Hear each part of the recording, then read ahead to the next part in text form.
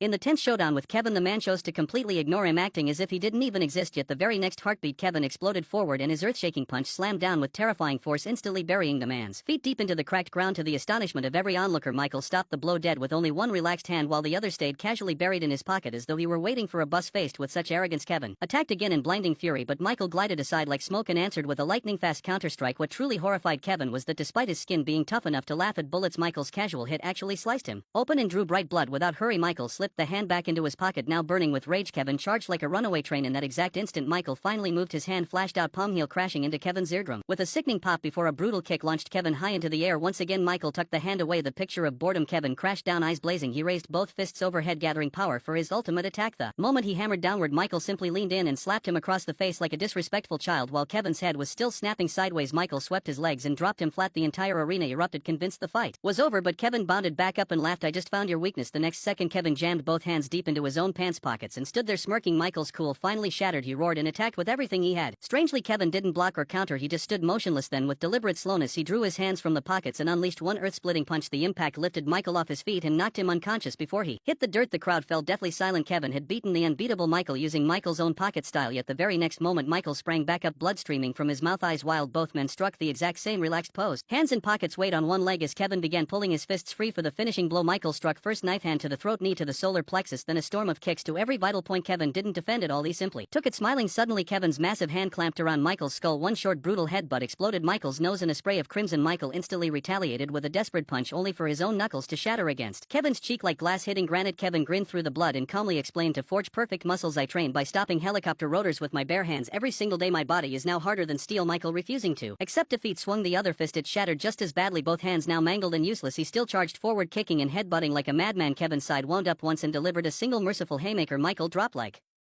a puppet with its strings cut, and even in total crushing defeat, even with both hands broken and limp, those ruined hands remained calmly, defiantly tucked inside his pockets as if the fight had never happened.